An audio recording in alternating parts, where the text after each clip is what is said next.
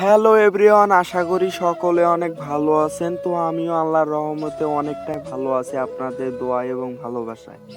আমার পেঁয়াজি খেতে ইচ্ছে করছিল, তার জন্য আমি সকাল সকাল বাজারে চলে আসলাম।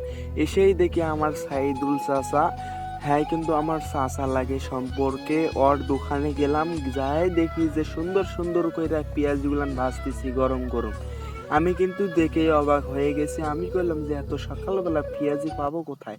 উনি আবার বলল যে সকাল সকাল ভাজলে বেচা কিনে একটু বেশি হয়, তার জন্য আমরা সকাল সকাল একটু ভাজি মানুষের খাওয়ানোর জন্য। মানুষ কিন্তু গরম গরম ছাড়া আমাদের গ্রাম অঞ্চলে কেউ খায় না।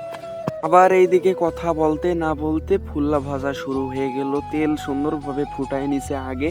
আবার আমি কইলাম যে এই ফুল্লার মধ্যে কি কি দেওয়া আছে, হ্যাঁ আবার কইলো যে তেল, চিনি, ময়দা, আটা আর হচ্ছে নারিকেল। আমি কইলাম যে বাহ, সুন্দর সুন্দর। আমি আবার দামটা জিজ্ঞেস করে নিলাম সুন্দরভাবে। ওইদিকে ভাজতে ভাজতে আমি এইদিকে কথা বলতেছি দোকানদার চাচার লগে। তো ওনাকে কইলাম যে পেঁয়াজের দাম কত। উনি বলল 1 টাকা পিস আর ফুল্লা হচ্ছে 5 টাকা। আমি আবার কথা বলতেই বলতে এইদিকে দেখি যে ভাজা ক্লিয়ারের দিক।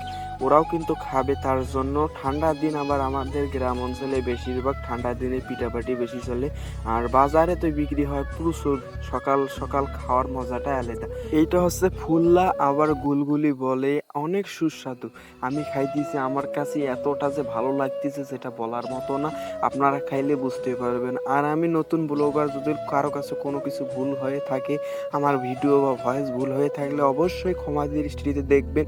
আমি নতুন একজন ব্লগার, আপনাদের ভালোবাসা পেতে চাই।